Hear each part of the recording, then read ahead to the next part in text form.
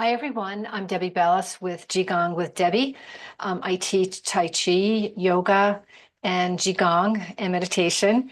And this is a recording, this is a kind of a recap or a highlighted portion of my online class that I teach on Zoom. If you're interested in that class, just go to my website, which is Qigong with Debbie. Anyway, so today I want to highlight, it's a practice called Shavasana. It actually is a yoga practice, but any Eastern, this is an Eastern style practice. And Shavasana means deep rest, or they call it the corpse pose.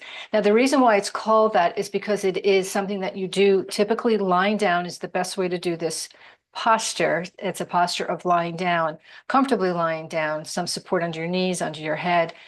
And the idea of it is to come into a deep relaxation, it's not a sleep, but deep relaxation that can help heal the body. So we are in the early summer season, which is the heart and the small intestines that we focus on in a Qigong practice.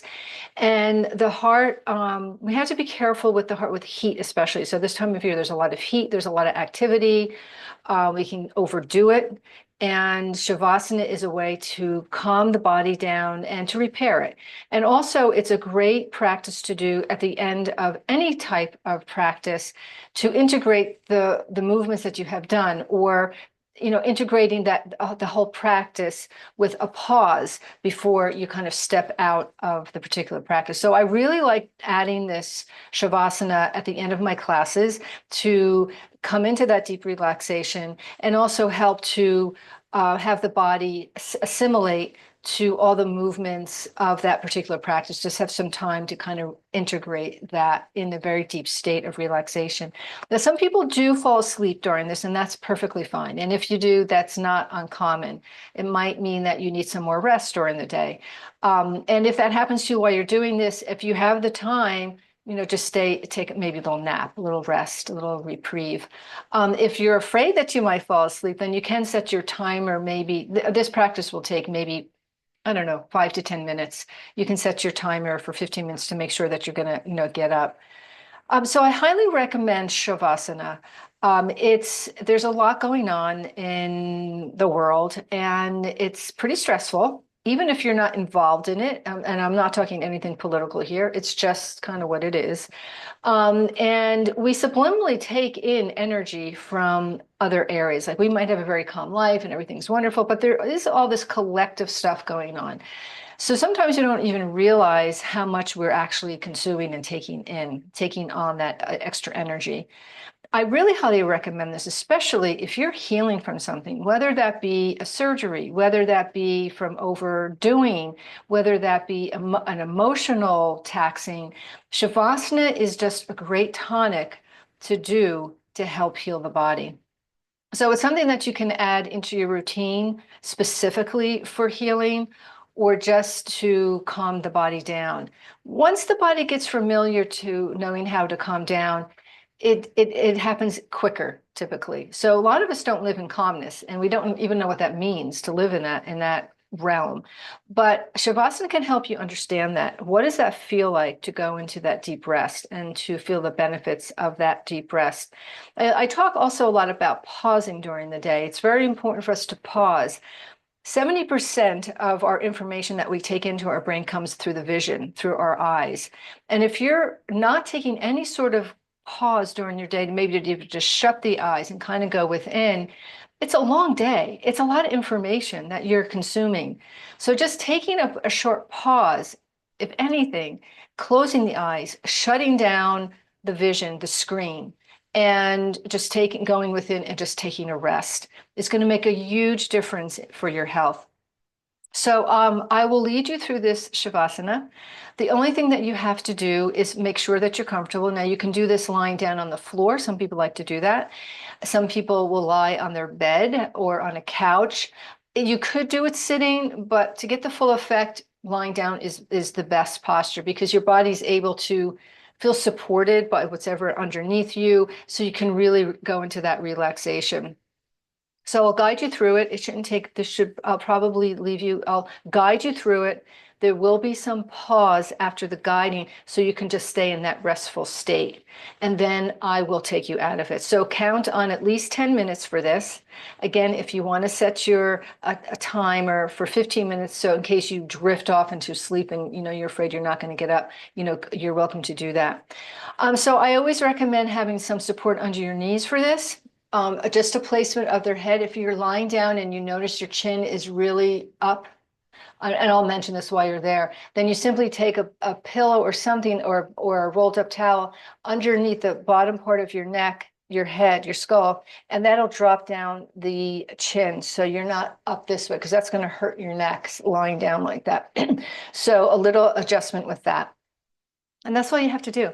I particularly like to put a little cover on myself. I have this cotton like shawl that I use. Nothing too heavy, just something because it's hot and I don't need more covering. But just that little light cotton material just kind of makes me feel like I'm in a cocoon a little bit. It's a little bit more cozier.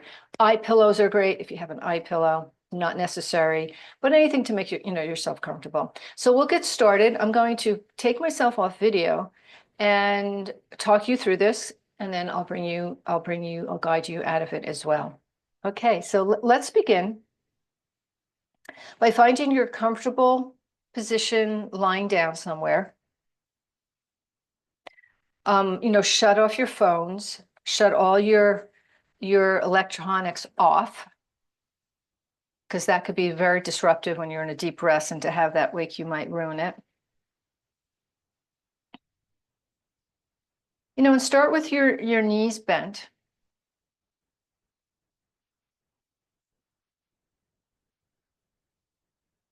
Making sure your entire back body's resting comfortably, either on the floor or on a bed or a couch. And then slowly begin to straighten the legs forward across the floor.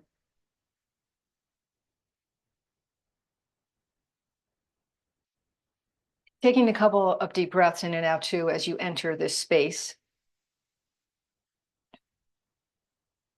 I'm going to kind of align your body here too. Briefly press the outer shoulders to the floor. Let this action move the inner edges of the scapula towards the hips and lift the sternum slightly towards the chin. Then release all muscular action in the upper body. With this adjustment, sometimes the kidney area comes off the floor. If this has occurred, press the kidney area back to the floor and relax. The head should be resting more at the base of the skull than at the back of the head. If the adjustment of the sternum and the shoulders did not accomplish this, then take the support of a folded firm blanket. The blanket should be support the head and the neck without touching the shoulders, as they need to be free to release to the floor. Lengthen the exhalations with as little effort as possible. So just begin by taking a few deep breaths in and out, and begin to lengthen the exhalation with as little effort as possible.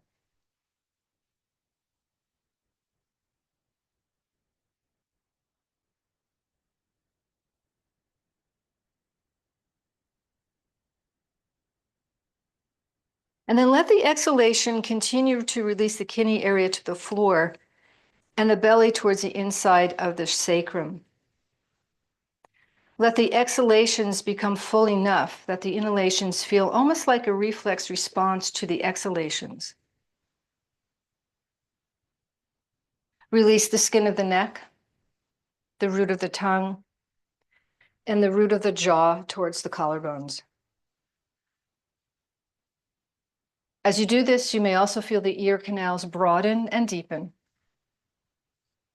You may then begin to feel that the ear canals deepen so much that they join the feeling of void created by the release of the throat. Deepen this experience of void by relaxing the soft palate towards the top of the head. And let the eyes and the brain sink back into this void. Progressively relinquish all involvement with the physical body, the thoughts, and the emotions.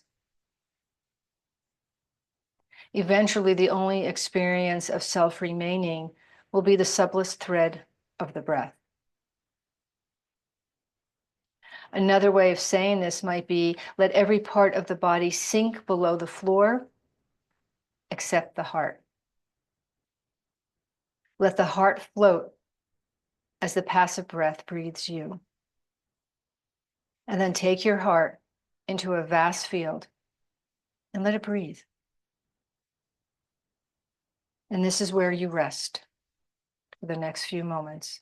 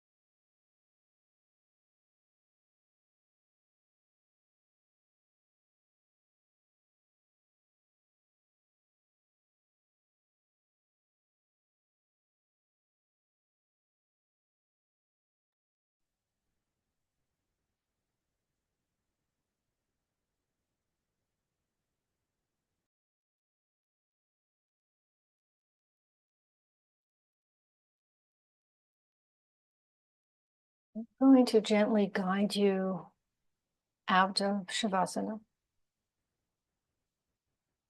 That was a 3-minute pause, 3 to 5 minute pause. Just notice how you feel. If it feels wonderful, try to do it as often as you can. especially at least once a day.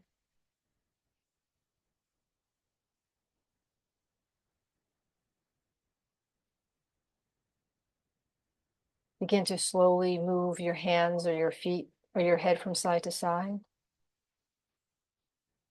Come into the awareness of your breath and your body. When you feel ready, slowly move onto one side into fetal position as you rest there before you work your way up.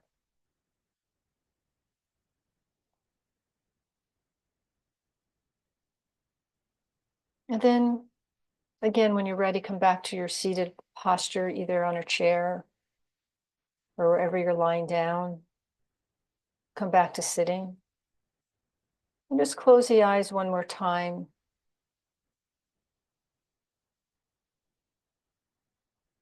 Just kind of sit in that pause, that short pause.